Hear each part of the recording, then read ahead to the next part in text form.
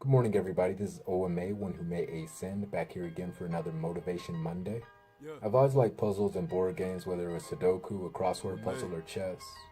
But I was never able to figure out a Rubik's Cube. In fact, when I was younger, I broke mine out of frustration. I don't mean just taking the stickers off. I literally tore out each block so that I could see the inside. Now that I'm older, I know there's a logarithm to figure it out, but where's the fun in that? But you know what else has always piqued my interest? Jigsaw puzzles. Not the little ones either. I'm talking about the ones with 5,000 or more pieces. The ones that after you complete, you frame and put on display for everybody to see. No tricks, no gimmicks, no lifelines. It's you and the pieces. And that's when I realized life is like that. I ask myself, where would I begin? Finding the correct two pieces to put together is like finding a needle in a haystack. So instead I ask myself, well, what is the bigger picture supposed to look like? And then I look at the box for a point of reference, for guidance. Just like I visualize the direction that I want my life to take. And then I group the pieces together according to the image on the box, probably starting with the corners or the edges, which are more defined, and work my way in continuously until I reach the center. And before you know it, you have a complete, fully realized work of art. Although it technically never gets easier, it does become less difficult as you progress.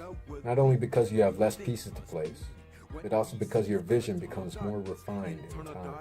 I think about the style that I've developed, my brand as a whole. When I first started writing at 14, 8 years ago, I wasn't concerned with my style and becoming the best at what I do. I didn't even know what a brand was. I just knew what I wanted to do. My love and passion for what I do guided me to the point where I am today in my career. But it all started with that first piece. Sometimes we either get so caught up in what the final product is supposed to look like that in our frustration we never start. Or conversely, we get so caught up in the moment because of complacency by putting together things piece by piece, focusing on one section longer than necessary, or making sure things are perfect before we move on. We lose sight of the bigger picture, thus leading to complacency. There's no such thing as the perfect picture, but there is such a thing as excellence. And if we are to paint an excellent picture of our future, we must realize that there's a balance between the two extremes that must be maintained. It's also helpful to have a vision or a mission statement. A little persistence and patience go a long way, because how do you eat an elephant? One bite at a time.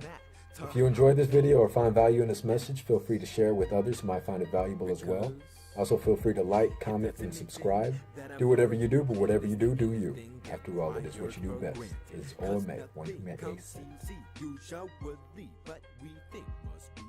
What we see's eternal darkness. Internal dark is necessary to assess the environment. If I'm confined in it, comprehending enlightenment upon defining it is my intent. Defining this temporary darkness in spite of it to find some light in it. Yeah, there's a lot of darkness out there, and it can get to you if you let it.